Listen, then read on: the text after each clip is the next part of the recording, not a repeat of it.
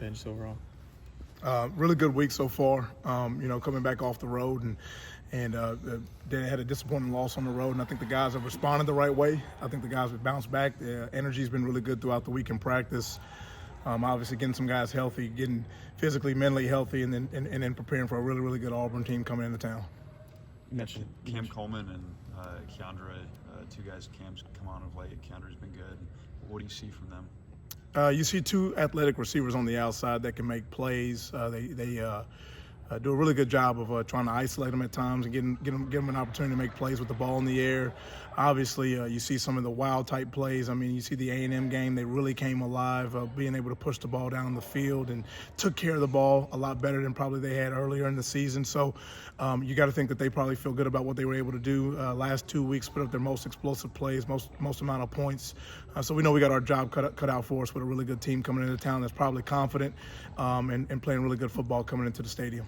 What makes the Hugh Freeze offense so tough to defend? I think experience. I think you see players. One starts with their quarterback. I think their quarterback is doing a really good job in the last couple of weeks of just taking care of the ball, operating within himself and operating within the offense, putting the ball on time and on target to people. He's taking the access throws when they're available. Running back's a very good player. He runs north and south downhill, and then you got athletic receivers that can make plays. And anytime you kind of combine those things and you don't take negative plays, and they're doing a good job of staying ahead of the chains. They're in advantageous downs, which is what the point total's been saying, which has allowed them to make plays. You mentioned Cam. I mean, obviously he's made some big plays as a true freshman. Just specifically with him, kind of what stands out on film that you have to defend against to make sure he doesn't hurt you guys? Yeah, I think he's one of the more exciting players. You look at young players that are making good plays and bringing good juice and energy. You're seeing that from him on tape. He's got a natural skill set, natural ability. I think they've done a really good job of developing him throughout the season. His play's been consistent and steady.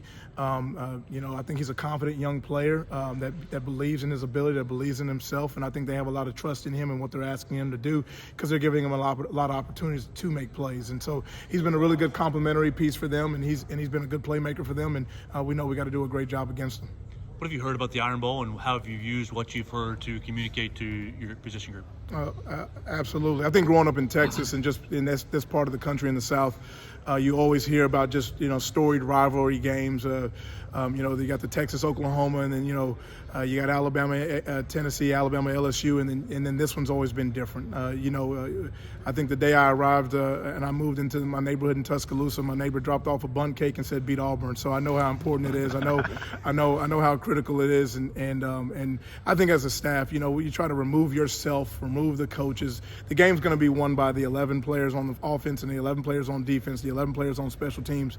Talking's not going to win the game. It's going to be the most disciplined team, the most physical team, a team that got the right mindset, the team that executes and can maintain intensity for 60 minutes. So we want to put our players in a position where they can be successful and give them the tools necessary to succeed and play with anticipation, call the game with anticipation for things that may occur, things that have already occurred, make sure we put certain things to bed and then see if we can go put together a great, full, complete game to win a really great rivalry game here at home.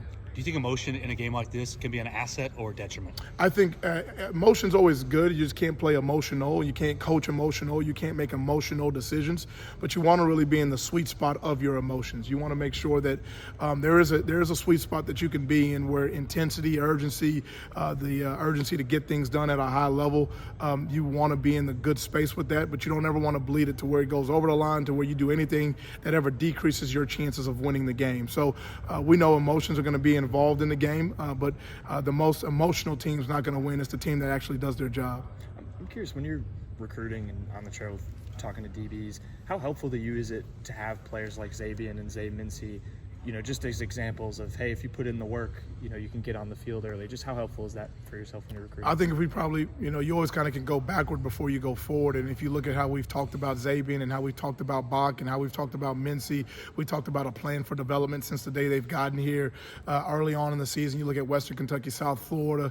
What I'm most proud of those guys is that you've seen their game improve throughout the season. You see Zabien Brown be very steady as a true freshman to go out there in the SEC. He's holding his own. he's doing a really good job for us. And all you can do as a coach is try to give them the information and the tools that they need to go out there and be successful. But the players got to do it. The players got to want it. He's got to go out there and put in the work. And I think they're great guys that can be examples, that they can be worthy of emulation. Hey, look at these three guys. Look at what they came in here and did. And now when you look at the new recruits that are going to be coming in here pretty soon, we have a proven example that we have a blueprint in place that if you follow this plan and you put in the work, great things are going to happen. Anything else from Coach Linguist? Thanks, Coach.